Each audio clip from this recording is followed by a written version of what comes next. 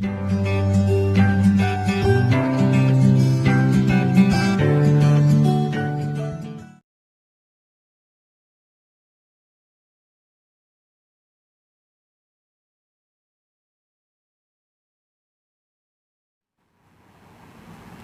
दोस्तों, welcome to my YouTube study channel Zamzam study.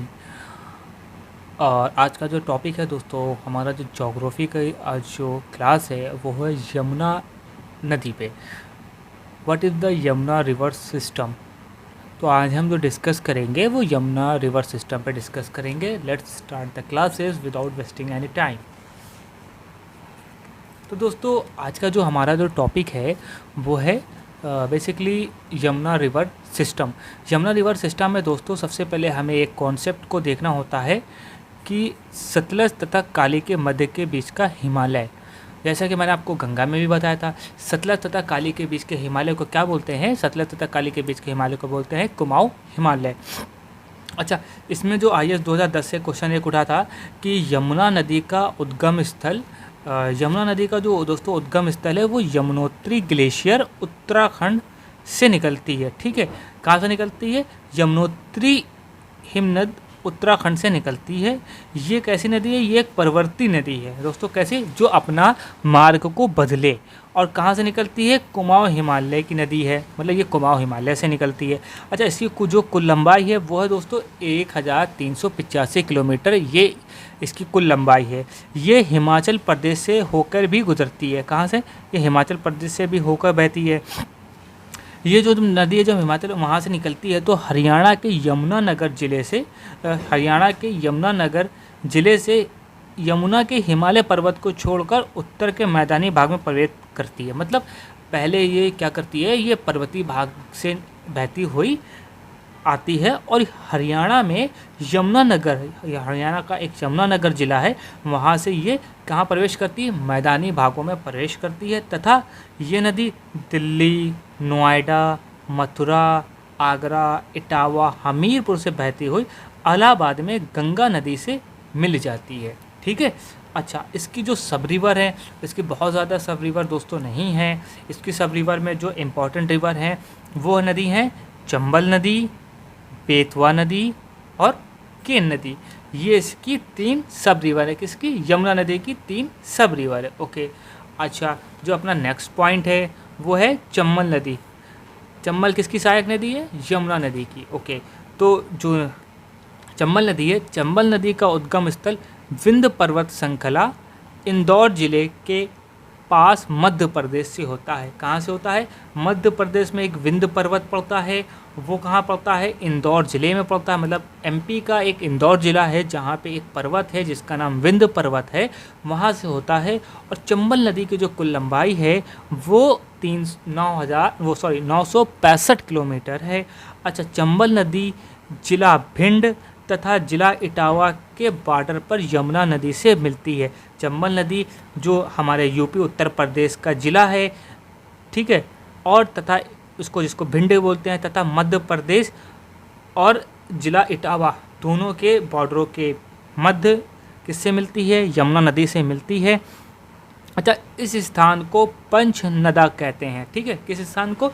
जो चंबल और यमुना नदी के जो मिलने का जो स्थान है उसके स्थान को क्या कहते हैं? पंचनदा कहते हैं। इस स्थान को पंचनदा कहते हैं। तथा दक्षिण का इटावा भिंड बिहार में स्थित है। दक्षिण का इटावा जो है वो बिहार में स्थित है। अच्छा, इस पे इसकी जो चंबल की जो सहायक नदी हैं वो है क्षिप्रा, दूसरी है बनास और तीसरी है पार्वती। ये इसकी क्या है? सहायक नदियाँ हैं।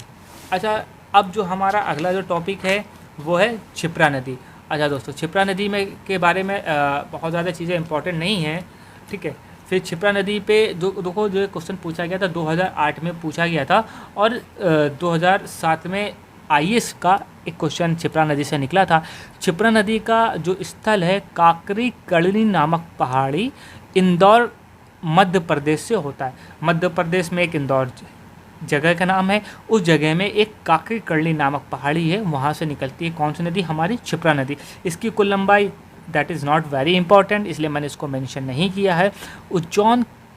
इसके तट पे बसा हुआ है। क्या? उज्जैन जो हमारा शहर है वो क्षिप्रा नदी के तट पे बसा हुआ है। विश्व विख्यात महाबलेश्वर का मंदिर भी क्षिप्रा नदी पे पाया जाता है, जहाँ 12 वर्ष के पश्चात प्रत्येक 12 वर्ष में कुंभ मेले का आयोजन किया जाता है।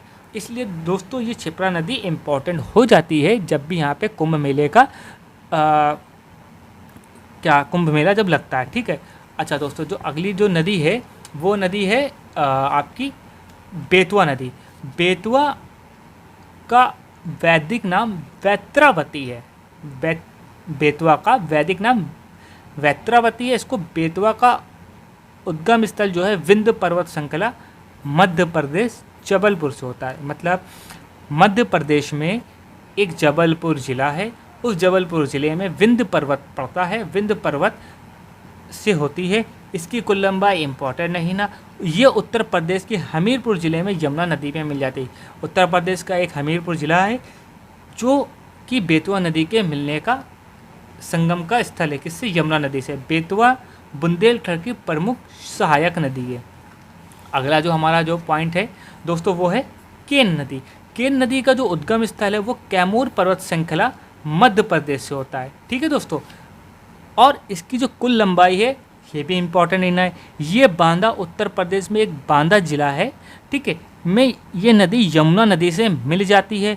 केन नदी पन्ना नेशनल पार्क बुंदेलखंड से होकर बहती है। ठीक है।